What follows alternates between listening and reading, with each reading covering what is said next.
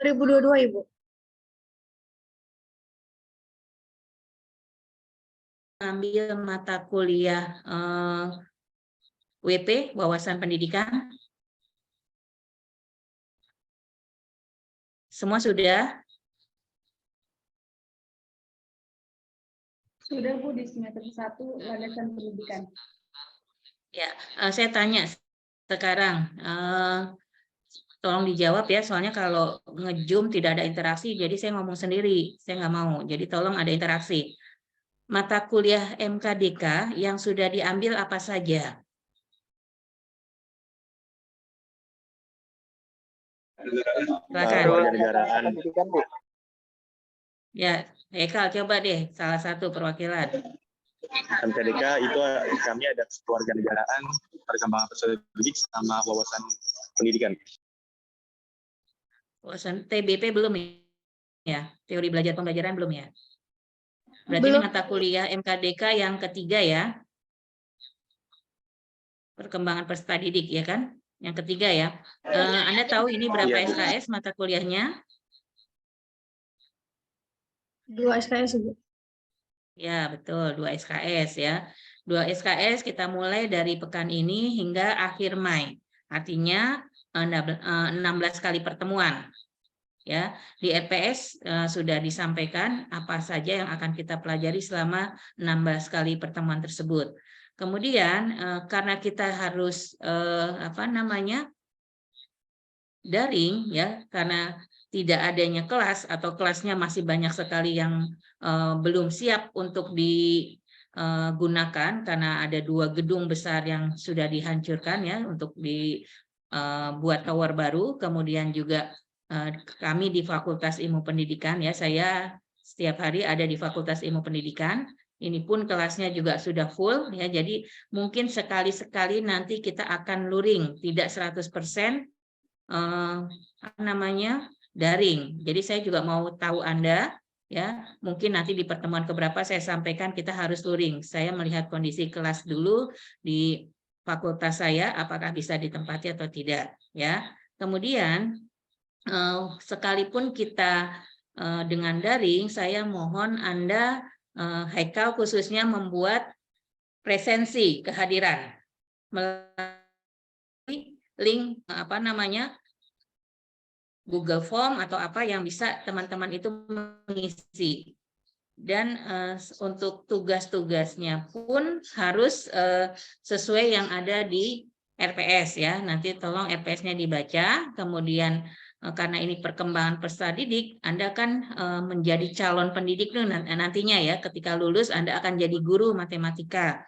Nah, kebanyakan dari setiap yang saya ajar ya, ketika kalau ditanya kenapa sih masuk UNJ, kenapa sih masuk matematik gitu kan, hampir semua jawabannya ya ada juga yang niatnya benar-benar memang tulus ingin jadi guru, tapi ada juga yang karena masuk ke UNJ itu karena nggak tahu dan taunya mungkin tidak semua akan jadi guru gitu ya. Nah, karena Anda masuk ke UNJ itu sebelumnya adalah IKIP, ya tahu nggak IKIP? Ya, Institut Keguruan Ilmu Pendidikan. Jadi betul-betul basisnya adalah pendidikan, ya, yang dulu mencetak guru-guru. Nah, sekarang UNJ itu walaupun ada dik dan non-dik, tapi gelarnya sama, sarjana pendidikan. Ya, jadi Anda harus tahu dulu bahwa Anda masuk ke sini Anda akan menjadi seorang guru sesuai bidang masing-masing. Karena Anda tadi di jurusan matematika, prodi matematika, ya, makanya Anda akan menjadi guru matematika. Untuk menjadi seorang guru tidaklah mudah, ya. Seperti yang gampang ngajar aja gitu ya, mungkin banyak anggapan guru semua juga bisa jadi guru, apalagi cuma memberikan materi ya, tidak seperti itu ya. Jadi pandangan-pandangan itu tolong dirubah ya, bahwa untuk menjadi seorang guru Anda harus lulus dulu S1 ya. Setelah S1 Anda harus mengambil lagi PPG, program profesi guru ya. Jadi zaman saya dulu ketika kuliah, ketika saya selesai, saya dapat akta mengajar. Nah, sekarang tidak include. Ya, kalau Anda lulus, Anda belum dapat akta mengajar, tapi Anda harus mengambil lagi PPG untuk secara legalitasnya Anda betul-betul memiliki profesi sebagai guru. Berapa semester? Ya, kurang lebih 1 tahun untuk mendapatkan sertifikat profesi. Ya, kalau Anda tidak mengambil PPG, ya Anda bisa mengajar, tapi secara resmi, ya sekolah itu tidak bisa menerima yang belum PPG. Anda harus tetap juga mengikuti PPG. Ya, kalau sekarang ini sekolah-sekolah ada guru yang belum bersertifikat profesi, dia diwajibkan untuk mengambil PPG. Ya, bahwa itu akan diakui dan ada kompensasinya, yaitu tunjangan profesi. Ya, artinya apa? Profesi Anda sudah diakui. Dan Anda seperti layaknya profesi-profesi lain, ya kalau dokter tuh harus koas dulu gitu ya. Setelah itu baru mendapatkan sertifikat dokternya, profesi dokternya. Nah, itu baru berhak mendapatkan tunjangan sebagai dokter. Nah, Anda pun sama.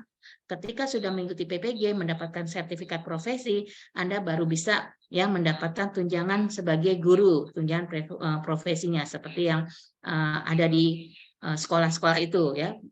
Kan ada guru gaji pokoknya berapa, kemudian ada tunjangan profesinya berapa. Nah, itu kalaupun Anda belum, Anda mungkin hanya mendapatkan gaji honorer saja gitu, karena mungkin Anda sebagai guru belum ada pengangkatan atau apa ya, tapi ketika pun Anda PNS tetap yang diutamakan adalah profesi. Jadi ketika mendaftar menjadi guru, yang diutamakan sudah ikut profesi guru belum? Kalau belum, biasanya akan tereliminasi dengan sendirinya. Itu secara administrasi. Jadi tolong Anda kuliah 1 semester ini dengan saya harus benar-benar ya, kemudian juga Anda bukan hanya dengan saya, ketika Anda kuliah untuk mendapatkan gelar sarjana ini harus betul-betul diikuti dengan baik ya, karena bukan main-main profesi guru itu. Ya, bukan hanya harus menguasai keilmuan tapi menguasai juga karakter peserta didik. Nah, bagaimana Anda mengetahui karakter peserta didik? Ada yang disebut di sini adalah mata kuliah perkembangan peserta didik, ya kan? Perkembangan peserta didik di dalamnya ada tentang bagaimana guru mengetahui karakter-karakter atau perilaku peserta didik secara khusus, ya, mulai dari pembentukannya, ya, perkembangannya, pertumbuhan. Karena gini, kalau Anda di ekstrak gitu ya, rata-rata kan semua ya, kalau kemarin saya mengajar di biologi, pertumbuhan perkembangan, apa sih bedanya? Ya. Nah, sekarang saya ketemu dengan jurusan matematika yang secara karakter berpikirnya logis, beda dengan orang-orang yang sosial. Sosial itu lebih kepada pragmatis ya, bagaimana konsep-konsep yang ada ke masyarakat, kemudian dengan sosial, dengan interaksi ya, tapi tidak semuanya ya, apa-apa yang Anda dapatkan itu Anda peroleh ketika Anda berinteraksi dengan peserta didik bisa diterima. Anda harus tahu dulu anak ini seperti apa. Jadi cara mengajar saya harus bagaimana. Jadi ada kesesuaian antara strategi mengajar dengan menghadapi peserta didik. Dalam satu kelas itu kan beragam. Ya. Jadi tolong di sini Anda harus mengenali sejak dini. Ya, mengenali sejak dini bagaimana sih bertemu atau berhadapan dengan peserta didik. Nah, nanti kita pelajari insya Allah dalam 16 kali pertemuan ini. Ya, kemudian Anda semua jumlahnya di sini saya lihat di siakat saya ada 47, betul nggak? 47 mahasiswa. Betul ya? Di sini Terakhir Haikal cek 48, Bu. Berapa? 48. Terakhir Haikal cek 48. Cuman seharusnya kalau menurut perjumlahan itu 50. Karena dari kelas A itu 39, dari kelas B 11. Oke, tapi yang bergabung hari ini masih 44 orang ya. Jadi tolong 4 orang ini tetap hari ini kita sudah masuk kuliah ya. Absensinya sudah berjalan ya, presensinya. Jadi yang 4 orang ini kalaupun tidak hadir ya tolong diinfokan ya bahwa hari ini sudah dihitung pertemuan. Jadi yang tidak hadir tetap dianggap tidak hadir. Kemudian saya mungkin tidak bisa full mengajar 16 kali pertemuan. Terputus. Oh ya, Nah ini, kalau gitu saya izin ya, tidak pakai kamera nih, karena saya tadi juga kelempar terus ketika rapat. Ini saya akhirnya rapatnya pakai handphone. Ya. Jadi begini, saya izin ya, saya tutup sebentar ya kameranya. Nah, jadi begini, jumlah Anda tadi 40, pokoknya maksimal 50 ya, tapi hari ini saya ngecek ada 47, kalau memang bertambah lagi ya silahkan, selama kuotanya masih bisa. Kemudian karena ini ada sekitar 50 orang ya, 47 sampai 50, tolong dibuat menjadi berapa ya, 8 kelompok. Kalau 8 kelompok berarti satu kelompok berapa orang? Ini ada yang 1 Zoom 2 orang ya, Siska dengan Nahdia. Sekitar Ya. 48 orang nanti. Ya, intinya dibuat ya, nanti setelah ini dibuat kelompok menjadi. Ya, ada beberapa yang Zoom 2 orang. Ya, jadi dibuat 8 kelompok ya, dibuat 8 kelompok, kemudian 8 kelompok ini nanti saya berikan secara penugasan kelompoknya harus ngapain gitu kan. Nah, dan saya sampaikan tadi bahwa 16 pertemuan ini belum tentu saya bisa hadir 16 kali. Karena kebetulan saya juga ada kegiatan mungkin ya, kemudian bersamaan dengan hal-hal yang tidak bisa saya tinggalkan ya, nanti kita berkoordinasi. Tadi Haikal bilang ke saya, boleh nggak dibuat grup? Silahkan dibuat grup, masukkan saya ke dalam grup tersebut. Kalau ada info-info, saya langsung sampaikan dalam grup. Gitu saja mungkin ya, lebih enak ya. Jadi kalau tadi kan saya via Haikal menyampaikan lagi ke teman-teman. Nah, supaya lebih enak, saya masukkan ke dalam grup. Nanti kalau perkuliahannya sudah selesai, grupnya dibubarin nggak apa-apa ya. Jadi jangan juga udah selesai terus aja. Nanti saya juga bingung gitu ya, ini karena banyak banget grup di saya juga ya. Nah kemudian saya share screen dulu ya, bahwa RPS yang sudah Anda terima. Bentar saya share screen. Oh ternyata nggak bisa ya, tolong beri akses saya untuk share. Baik Ibu, sebentar. Ya.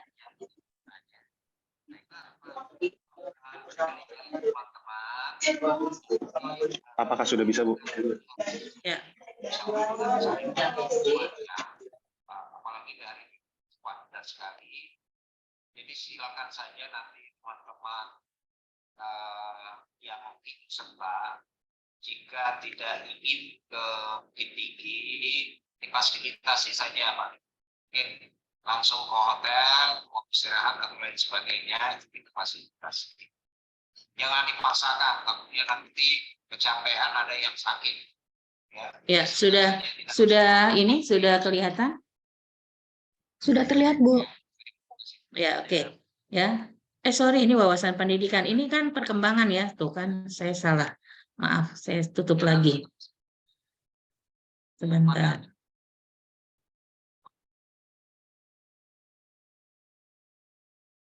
Silakan Bapak Ibu. Semangat semua. Ada yang suara. Akan ya.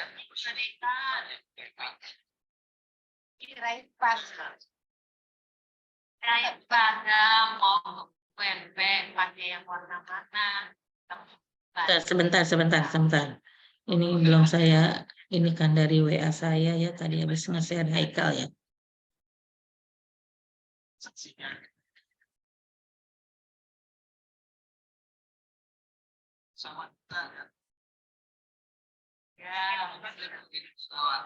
Pak Dekan mungkin izin kalau bisa jangan jaket alma mater, Pak Dekan jaket VIP hitam saja itu lebih ini ya. Ya. Oke, kalau alma mater banyak yang tidak punya ya. Ya. Maaf ya saya sambil nimbrung ini ya, nimbrung rapat nih. Karena memang ya ini ya.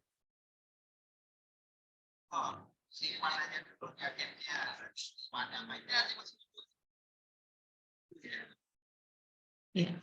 Bentar ya Mbak ya.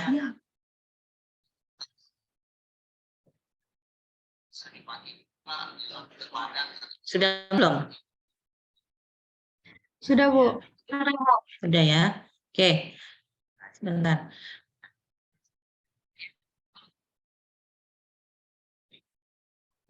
Nah, ini SPS-nya.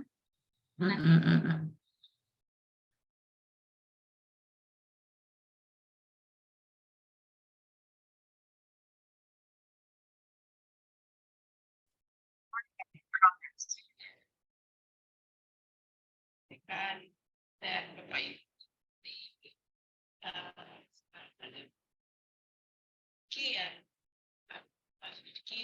Ini mata kuliah kita, ya. Secara deskripsi Anda harus menguasai, ya, terkait dengan pengetahuan mengenai konsep dasar perkembangan individu, prinsip-prinsip perkembangan, aspek-aspek perkembangan, tahapan dan karakteristik perkembangan, teori perkembangan, serta implikasinya dan dalam memfasilitasi peserta didik. Ya, itu deskripsi mata kuliah kita. Kemudian pertemuan-pertemuan yang akan kita lalui, ya, mulai dari pertemuan pertama, ya, dengan kedua nanti pekan depan terkait dengan konsep dasar perkembangan, pertumbuhan, perkembangan dan kematangan. Ya, ini kita sinkronus semua nih rata-rata, ya. Nanti kita sebenarnya ya tergantung juga ya kondisi di namanya di UNJ, ya. Kalau memang ruangan-ruangan itu ada, mudah-mudahan kita bisa ketemu langsung tatap muka. Karena saya juga sebenarnya pegel juga ya kalau ngajar secara daring terus, kayaknya apalagi terkait dengan pendidikan, harusnya kan dengan interaksi itu lebih kena daripada harus jauh-jauhan seperti ini. Ya, mudah-mudahan walaupun sekarang kita pakai Zoom ya dengan daring ini, ekspresinya bisa saya kelihatan, kemudian respon Anda saya bisa lihat gitu. Jadi tidak sekedar Anda sambil gitu, kadang nge-zoom ini kan sambil, kayak saya nih akhirnya sambil rapat gitu kan. Kalau kita di kelas nggak mungkin bisa disambil-sambil gitu kan. Anda mungkin sambil ngapain. Nah itu akhirnya membuat kita dalam proses pembelajaran ini jadi tidak fokus gitu kan. Nah, kemudian pertemuan berikutnya kita akan mempelajari faktor-faktor yang mempengaruhi perkembangan. Ini terkait dengan teori perkembangan Vygotsky dengan Bronfenbrenner, ya. Jadi di sini terkait teoritiknya ya dari ahli perkembangan yaitu Vygotsky. Bagaimana Vygotsky memandang anak dalam perkembangannya, ya, berbeda dengan teori ekologinya si Bronfenbrenner, ya. Kemudian juga aspek-aspek perkembangan peserta didik mulai dari pertumbuhan fisik, perkembangan kognitif, bahasa, sosial, ekonomi, sosial ya, emosi, kemudian moral. Kemudian juga perubahan progresif kematangan belajar awal, masa kritis, perbedaan individu dan tugas-tugas perkembangan. Lalu di pertemuan 8 seperti biasa kita UTS. UTS juga kita sepakati bersama nanti apakah mau luring atau mau daring. Ya, kemudian pertemuan ke-9 kita akan membahas tentang konsep dasar teori psikoanalisa Freud. Ya, mungkin Anda sudah sering dengar ya, ego, superego, ya, itu seperti apa. Kemudian si Freud ini lebih kepada psikoanalisanya yang terkait dengan perkembangan anak diidentikan dengan perkembangan seksualnya. Ya, kemudian juga bentuk mekanisme pertahanan diri pada individu, ya, berupa regresi, proyeksi, represi, dan lain-lainnya. Ini mungkin nanti akan saya berikan kepada Anda secara kelompok untuk berdiskusi, ya, tugas diskusi kelompoknya. Kemudian juga terkait dengan tahapan perkembangan psikoseksual juga. Nah, ini bagaimana anak-anak di masa pertumbuhan, perkembangan masa puber, ya. Anda mungkin nanti akan mengajar di kelas dasar atau di sekolah lanjutan, ya, atau di sekolah menengah, ya. Nah, ini kita harus tahu juga perkembangan secara psikoanalisis atau psikoseksualnya, ya.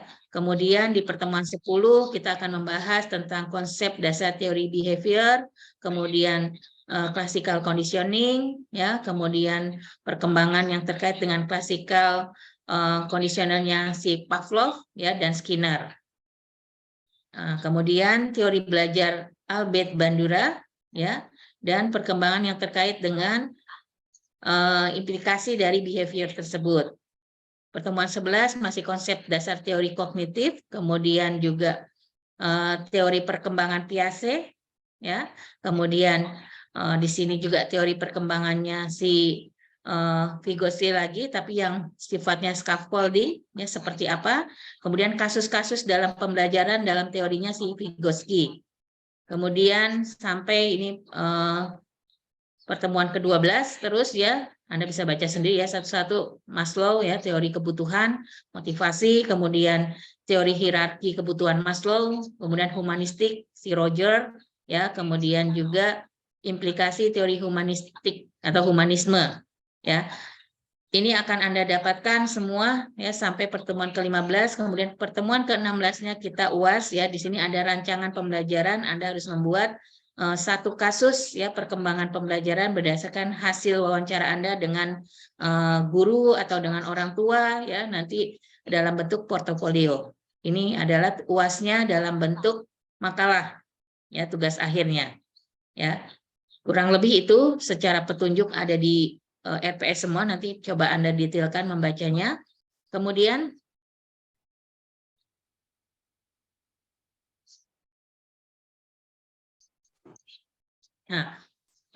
kemudian pertemuan hari ini ya, saya mohon maaf ya, saya tidak bisa full juga karena memang ya mudah-mudahan kita sudah sudah menyepakati dulu nanti kalau sudah dibentuk kelompok ya. Terkait teori-teori tersebut, saya ingin Anda membahasnya dalam kelompok diskusi, kemudian Anda tampil kurang lebih 20 menit, kemudian kita tanya jawab terkait dengan kasus-kasus yang ada dalam teori tersebut, atau mungkin Anda punya pengalaman, Bu, saya pernah ketemu anak yang begini, yang begitu, bagaimana menghadapinya, atau ketika mungkin Anda sekarang ini belum belum ngajar ya, tapi Anda mungkin memberikan privat khusus ya, bantu anak-anak di sekolah-sekolah ya dengan privat datang ke rumah, terus saya menghadapinya bagaimana secara psikologisnya. Nah, silakan kita sharingkan dalam pertemuan-pertemuan perkuliahan kita. Saya ingin Anda interaksi ya, maksudnya interaktif juga dalam kegiatan ini, jangan hanya sebagai pendengar. Ya, karena saya ngomong 2 jam tuh capek gitu ya. Nanti Anda juga ngerasain kalau jadi guru tuh capek juga ya ngomong 2 jam. Belum lagi kelas 1 hari misalnya 3 kelas gitu kan.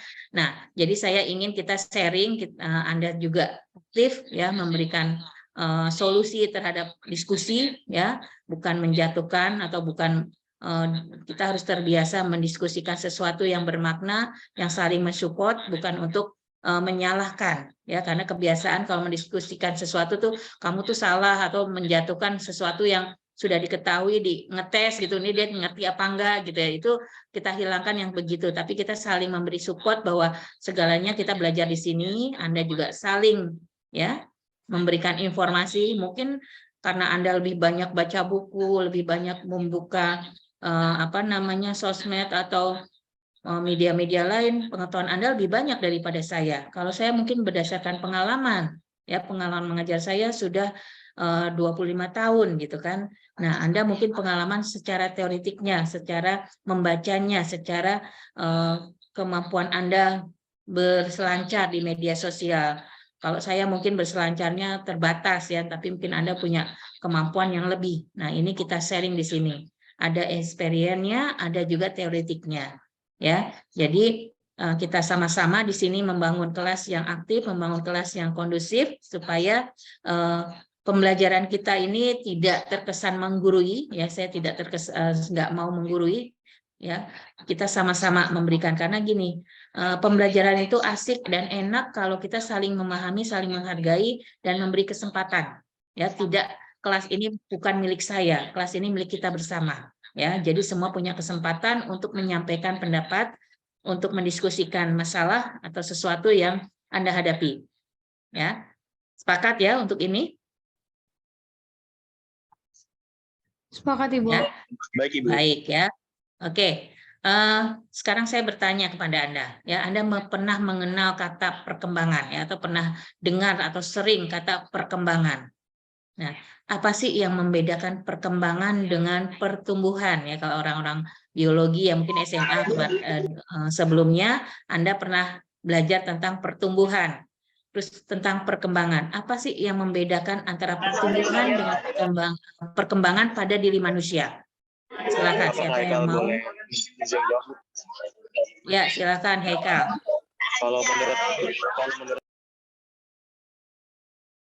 Kalau menurut Haikal, pertumbuhan itu bisa dilihat secara langsung misalnya tinggi dan semacamnya untuk manusia. Kalau perkembangan itu lebih ke kurang terlihat jelas. Namun biasanya perkembangan itu lebih ke seperti apa ya?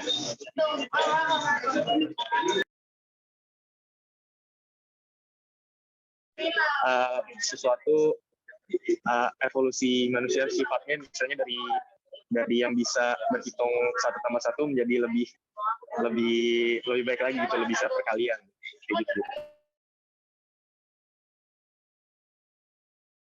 Apakah bisa dipahami?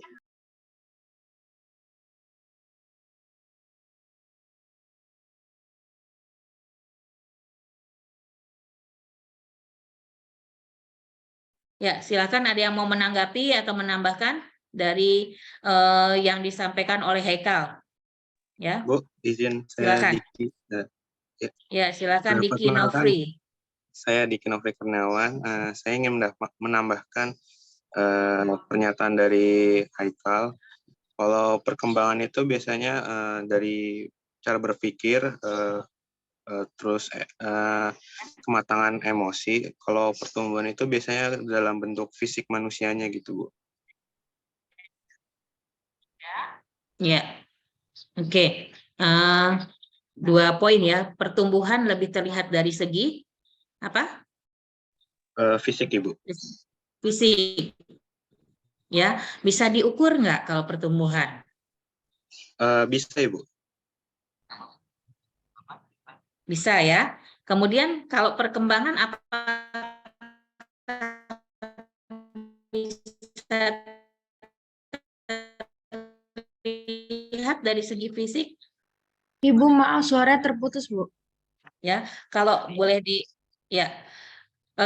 Jadi kalau pertumbuhan itu lebih terlihat dari segi kuantitatifnya. Ya, kuantitatif itu artinya apa? Bisa dengan satuan, bisa dengan ukuran angka-angka. Ya, tapi kalau perkembangan lebih kepada kualitatif. Kalau Anda belajar metodologi penelitian tuh ada pendekatan kuanti dan pendekatan kuali. Ya, kuantitatif itu lebih kepada hitungan statistik gitu kan. Kalau kualitatif atau sesuatu yang bisa disampaikan dengan cerita, dengan deskripsi ya, dengan menyampaikan dengan apa namanya notasi tulisan gitu ya. Nah, ini dari sisi pendekatannya ya lebih kepada kuantitatif kalau pertumbuhan, lebih di misalnya gini, berapa sih tingginya Anissa ya? Oh, tingginya 150 misalnya. Oh, Anissa 150. Bisa nggak bukan bisa nggak pasti beda dengan tingginya si Haikal. Haikal mungkin 170 gitu kan. Nah, itu pertumbuhan. Ya, pertumbuhan itu biasanya ada faktor genetik. Ya, kalau sebentar ya, saya makan dulu ya, Zoom ini udah selesai rapat. Ya, jadi kalau pertumbuhan itu lebih kepada ya biasanya ada faktor genetik. Kok kalau orang tuanya tinggi biasanya anaknya juga tinggi gitu kan. Kalau sedang ya anaknya juga sedang. Nggak ada tuh misalnya kalau orang tuanya tinggi anaknya kecil gitu kan. Atau secara fisiknya beda gitu ya, tidak atau pendek lah gitu kan. Ini jarang terjadi. Biasanya mengikuti genetiknya ya. Untuk perkembangan ya mungkin ya ada yang bisa terlihat secara fisik, ada juga yang tidak terlihat secara fisik, tapi terlihat dari kematangannya, dari psikologisnya. Ya, jadi tidak melulu kalau perkembangan itu tidak bisa dilihat secara fisik. Ada nanti ketika kita Anda kebetulan belum ini ya, belum. Kalau saya kebetulan nih, saya sehari-hari saya ada di Fakultas Ilmu Pendidikan. Saya alhamdulillah sekarang ini sedang dikasih amanah sebagai wakil dekan, ya, wakil dekan 2. Kemudian saya sehari-hari di pendidikan khusus, pendidikan luar biasa yang berkecimpung dengan anak-anak berkebutuhan khusus. Anda tahu anak-anak tunanetra, tunarungu, tunagrahita, ya, itu secara fisik ada yang kelihatan dan ada yang tidak kelihatan. Yang kelihatan adalah tunarungu, tunanetra. Ya, tunarungu kalau dia pakai headset, pakai alat bantu mendengar, ya, hearing aid, ya, itu akan kelihatan dia tunarungu. Tapi kalau dia tidak menggunakan tidak kelihatan. Untuk tunanetra secara fisik kalau dia buta ya kelihatan matanya, ya, matanya mungkin ada yang putih semua, ada yang matanya itu tidak ada retinanya, ya, kemudian bola matanya keluar, itu fisiknya kelihatan, ya. Dari segi perkembangannya dia mungkin nggak ada gangguan, tidak ada masalah, ya. Secara kognisinya dia bisa berinteraksi, bisa komunikasi, secara kemampuan berpikirnya tidak masalah, ya. Nah, tapi ada juga anak yang secara fisiknya bisa kelihatan, yaitu anak-anak tunagrahita, ya, fisiknya kelihatan, secara fisiologisnya psikologisnya juga kelihatan. Secara misalnya Anda pernah lihat anak Down syndrome, ya, itu kan hampir ada kondisi fisiknya itu yang tidak proporsional. Kepalanya besar, matanya sipit, hidungnya ya datar, ya, kemudian secara perkembangannya juga dia mengalami hambatan. Kemudian ketahuan lagi ketika dia suruh mengerjakan soal.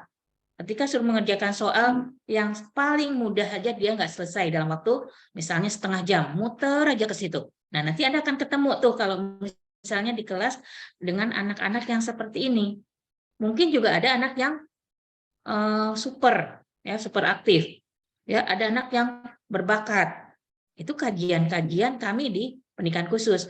Tapi ketika Anda sudah masuk kelas itu ada ya secara kemajemukan anak itu ketemu anak-anak seperti itu. Ada yang pintar banget, ada yang biasa aja, ada yang nggak bisa apa-apa gitu. Dan ini harus Anda ajarkan semuanya dalam kemampuan yang materi yang harus Anda sampaikan. Ya. Nah, ini nanti Anda harus pakai strategi. Ya. Pernah kan dengar anak-anak seperti itu? Ya, siap nggak nanti kalau di kelas Anda ketemu anak yang begitu, ya, anak yang berkebutuhan khusus, ya. Faisal geleng kepala, nggak siap ya? Oke, saya pikir karena belum dapat ilmunya. Nanti kalau sudah dapat ilmunya harus siap. Karena sekarang semua sekolah adalah sekolah inklusi. Tidak boleh menolak anak berkebutuhan khusus untuk masuk ke sekolah biasa. Ya, jadi tidak boleh ada penolakan dari sekolah, dari guru, dari teman, dari orang tua, semua harus menerima. Ya, tentu nggak apa-apa sekarang bilang nggak mau atau nggak bisa ya, tapi nanti setelah Anda mendapatkan teorinya, prakteknya ya harus siap, gitu kan? Ya, Faisal ya. Oke, kemudian tadi ya perkembangan nggak kelihatan, tapi kelihatan nanti ketika dia ya menyelesaikan soal, kelihatan lagi ketika dia berinteraksi, kelihatan lagi ketika dia bicara. Ya, Anda pernah dengar anak autis yang bicaranya diulang, ya, ditanya namanya siapa, bukan jawab, tapi malah namanya siapa, terus aja, terus sambil ngomong sambil lompat-lompat, ya, itu ada hambatan-hambatan ya. Kemudian ketika bicara tidak ada fokus dengan lawan bicara, tidak ada kontak mata. Makanya di sini kalau teman-teman bicara sama temannya, kemudian temannya main HP sendiri ya kita bilang aja tuh autis ya, tidak ada kontak mata gitu kan. Jadi sekarang ini banyak sekali terjadi di kenyataan tidak autis tapi jadi autis. Karena apa? Diajak ngomong tapi yang sibuknya apa? Yang diajak ngomong siapa tapi dia menanggapi ya dengan handphonenya. Ini yang akhirnya menjadikan kita ini seperti anak autis. Ya, terkadang saya juga begitu, tapi kita berusaha ya ketika ada lawan bicara kita coba hadapi, kita ada kontak mata, ya, gitu. Oke ya, teman-teman, mohon maaf, saya hari ini juga ada menguji skripsi, harusnya 10:30 tadi saya udah izin, ya.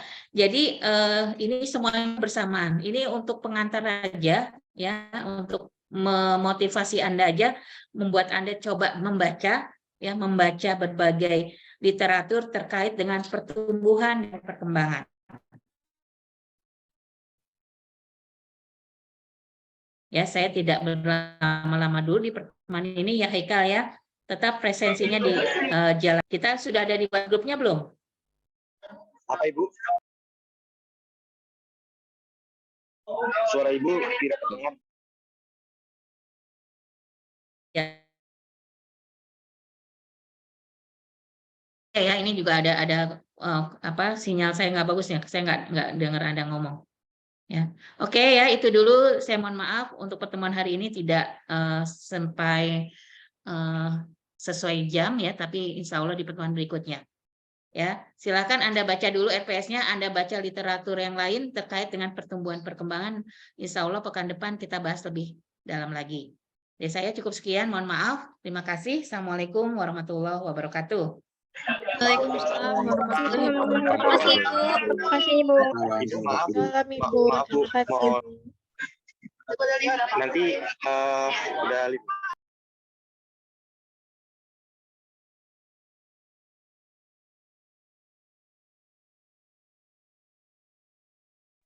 Oke, terima kasih Ani.